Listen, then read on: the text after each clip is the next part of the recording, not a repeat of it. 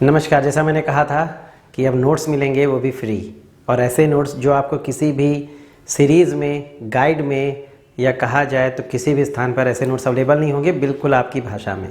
तो अब बात करते हैं एग्रोनॉमी की। पिछले वीडियो में मैंने आपको सिर्फ बेसिक बताया था। अब बात करते हैं एग्रोनॉमी की। तो एग्रोनॉमी के जनक कौन हैं?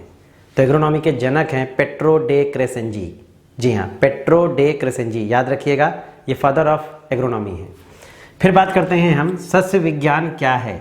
तो सस्य विज्ञान एक ग्रीक भाषा का शब्द है जिसको एग्रो प्लस नोमोस से लिया गया है। ग्रीक भाषा का शब्द है, एग्रो प्लस नोमोस से लिया गया है।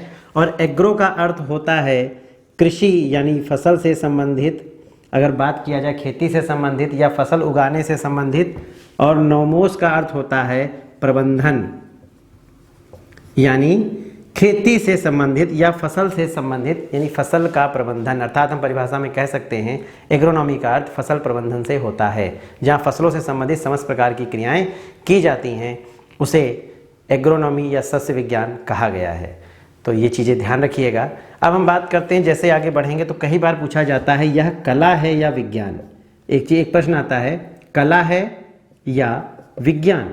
ये एक प्रश्न बहुत पूछा जाता है आपके क्वेश्चन पेपर में कि एग्रोनॉमी कला है या विज्ञान। तो उसके विषय में सीधे एक सिंपल सी चीज़ कहनी है, यह कला और विज्ञान दोनों है। जी हाँ, कला और विज्ञान दोनों है। कैसे?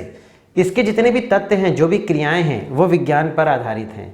बीज कैसा होना चाहिए, क्या स्वरूप होनी चाहिए, कैसी भू परिष्करण क्रियाएं करनी है, कौन सी खाद होनी चाहिए, कितनी मात्रा में होनी चाहिए, कैसे सिंचाई होगी, ये सारा जो आता है वो विज्ञान का दायरा है। लेकिन पढ़ाई कर लिया, समझ लिए, लेकिन अब उसको करना कैसे है? प्रत्येक व्यक्ति अपनी कला के आधार पर उन क्रियाओं को करता है। जैसा उसका ज्ञान होगा, जैसे ही उसकी क्रियाएं होंगी, वैसे वो खेती के स्वरूप को करेगा। कोई बीज को कैसे फेंकता है ये डिपेंड नहीं करता, लेकिन बीज इतनी दूरी पे गिरना चाहिए या इतनी मात्रा में खेत पर होना चाहिए, ये तो विज्ञान बता रहा है। लेकिन उसके फेंकने का जो तरीका है वो उसकी कला है। मेड़ बनाने का जो उसका तरीका है वो उसकी कला है। यंत्र को चलाने का जो है वो उसकी कला है। तो ये सारी चीज़ें कला के अंतर्गत आ जाती हैं, यानी यह कला और विज्ञान दोनों है। सिंपल सा जवाब है। प्रश्न पूछता है कि सस्य विज्ञान का क्षेत्र क्या है। तो बात करते हैं अब इसके क्षेत्र के विषय में। तो कोई भी चीज़ हो, क्षेत्र कैसे जानेंगे? यानी जहाँ जहाँ इससे संबंधित क्रियाएं होती हैं वो उसका क्षेत्र होता है। तो पहला है फसल के लेकर के, एक तो फसल के विषय में इसका क्षेत्र आता है। दूसरा रोजगार को लेकर के इसका क्षेत्र आता है। फिर कच्चा माल यहाँ से मिलता है। इसके साथ ही साथ यहाँ पर आर्थिक जो बात करते हैं एक बड़ा केंद्र भी होता है। और बात करते हैं इसमें हम राष्ट्रीय आय मिलती है, राष्ट्रीय ख्याति होती है, साथ ही पशुपालन से संबंधित उन्हें चारे की चीज़ें प्राप्त होती हैं, वर्ष भर रोजगार रहता है। तो ये जो भी सारी चीज़ें टॉपिक आते हैं वो उसके क्षेत्र से संबंधित होते हैं। जरूरी नहीं जो मैं बता रहा हूँ या जो अब किताब में लिखा है आप वही लिखो। क्षेत्र से तात्पर्य होता है कि उससे संबंधित कौन कौन से एरिया आते हैं, या इसका काम कहाँ कहाँ चलता है, या इससे संबंधित कौन कौन सी चीज़ें आती हैं। बाजार भी इससे संबंधित है, मंडियाँ इससे संबंधित हैं। तो ये सारी चीज़ें इसके क्षेत्र के दायरे में आ जाती हैं।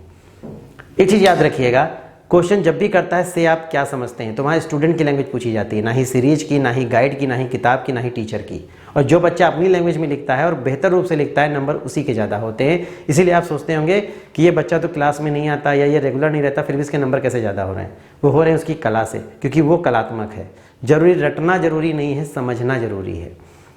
बात करते हैं क्षेत्र के बाद में कि खेती का स्वरूप कैसा रहा, या एक चीज़ आती है, पूछते हैं कि युग, खेती का युग कैसा रहा। तो खेती के युग के विषय में आप जानते हैं, जब आदि मानव थे तो पहले क्या करते थे? जानवरों को मारते थे, कच्चा खाते थे, फिर अग्नि मिली, फिर अग्नि में उसको पका के खाते थे, फिर धीरे धीरे कुछ बीजों का प्रयोग किया, कुछ फलों को खाना शुरू हुआ, खेती का स्वरूप हुआ। पहले क्या करते थे? कहीं भी जाते थे, जमीन में बीज डालते थे, वहाँ पर कुछ साल खेती करते थे, फिर वो अन्य स्थानों को चले जाते थे क्योंकि वो मिट्टी उपजाऊ नहीं रह जाती थी। फिर अगले स्थान पर जाते थे, जंगल काटते थे और फिर वहाँ खेती करते थे, फसल को काट कर ले जाते थे। इस स्वरूप को फिर बदला। उसमें से कुछ लोग अपने क्षेत्र पर रुक गए, कबीले बना लिए, वहाँ पर रुक करके खेती करने लगे। थोड़ा सा कुछ और एडवांस हुए, खाद के बारे में जानने लगे, फसल अवशेष को डालने लगे, पशुओं के मलमूत्र का प्रयोग करने लगे और एडवांस हुए। तो वहाँ पर और भी जो तरीके थे उपजाऊपन के, उसको ला के डालने पड़े, मांस के प्रयोग करने लगे, जीवाश्म पदार्थों का प्रयोग करने लगे। फिर आधुनिक युग आया और आधुनिक युग ने आ करके अगर बात की जाए तो हमने अनाज तो बहुत कम बढ़ा लिया, उत्पादन तो बहुत कर लिया, लेकिन कितने उसके दुष्परिणाम हैं वो मैं आपको आगे चैप्टर में बताऊंगा। जब आता है जैविक वाला हिस्सा तो उसको मैं बेहतर रूप से बताऊंगा कि क्या हमने पाया और क्या हमने खोया। तो ये युग की बात होती है, कैसे कैसे खेती का स्तर हमारा बढ़ता गया। अब बात करते हैं कि इसका भविष्य और विकास क्या है। तो हमेशा एक चीज़ का याद रखिएगा, जिस चीज़ की भविष्य के बारे में बात की जाती है उसका मतलब ये होता है कि आगे उसका क्या स्वरूप होगा। तो आप जानते हैं इंसान हर एक चीज़ के बिना रह सकता है, अगर वो नहीं रह सकता तो अनाज के बिना। और आज लोग खेती करना बंद कर रहे हैं, तो सब आने वाली जो सबसे बड़ी मार्केट है वो कौन सी है? सही सोच रहे हैं, अनाज। अनाज और अनाज से संबंधित जो बाजार है वो सबसे बड़ी मार्केट होगी आने वाले समय में। पेट्रोल खत्म हो सकता है, गाड़ियां चलना बंद हो सकती हैं, लेकिन इस पेट को अनाज चाहिए। अगर आप फास्ट फूड भी खा रहे हो तो कच्चा माल खेत से है। अगर आप पास्ता भी ले रहे हो, जो भी चीज़ें आप आसपास ले रहे हो, तो वो कहाँ है? खेती से है। तो भविष्य तो बहुत उज्जवल है। एग्रीकल्चर सेक्टर एक ऐसा सेक्टर है जिस पर टैक्स नहीं है, जिस पर लोग काम नहीं करना चाहते, और जहां काम नहीं करना चाहते हैं वही सबसे बड़ा सेक्टर है।